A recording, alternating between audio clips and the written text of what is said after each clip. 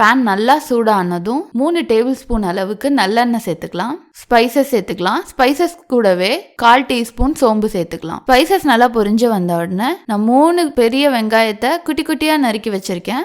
அதை சேர்த்துக்கலாம். நல்லா ஃப்ரை பண்ணிக்கலாம். ஒரே ஒரு பச்சை மிளகாவை அப்படியே சேர்த்துக்கலாம். வெங்காயம் நல்லா பொன்னிறமா வந்த உடனே இந்த ஸ்டேஜ்ல நான் 3 தக்காளியை அரைச்சி வச்சிருக்கேன். அதை இதுல சேர்த்துக்கலாம். கூடவே 1 டேபிள் ஸ்பூன் இஞ்சி பூண்டு பேஸ்ட் சேர்த்துக்கலாம். வெங்காயம் தக்காளியோட ரா ஸ்மெல் போற வரைக்கும் நல்லா பெரட்டி விட்டுக்கலாம். நான் 2 நிமிஷம் இதை நல்லா பெரட்டி விட்டுருக்கேன். இப்போ இது கூடவே கொஞ்சமா கருவேப்பிலை சேர்த்துக்கலாம். இப்போ இந்த அளவுக்கு வதங்கி வர டைம்ல மசாலா சேர்த்துக்கலாம். 1 டேபிள் ஸ்பூன் மிளகாய் தூள் சேர்த்துக்கலாம். 1 டேபிள் ஸ்பூன் மல்லித்தூள் சேர்த்துக்கலாம். 1/2 டேபிள் ஸ்பூன் கரம் மசாலா சேர்த்துக்கலாம்.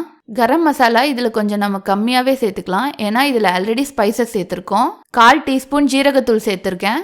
ஒரு 3 சிட்டிகை அளவுக்கு மஞ்சத்தூள். தேவையான அளவுக்கு உப்பு சேர்த்துக்கலாம். கூடவே 1/2 டீஸ்பூன் பெப்பர் தூள் சேர்த்துக்கிறேன்.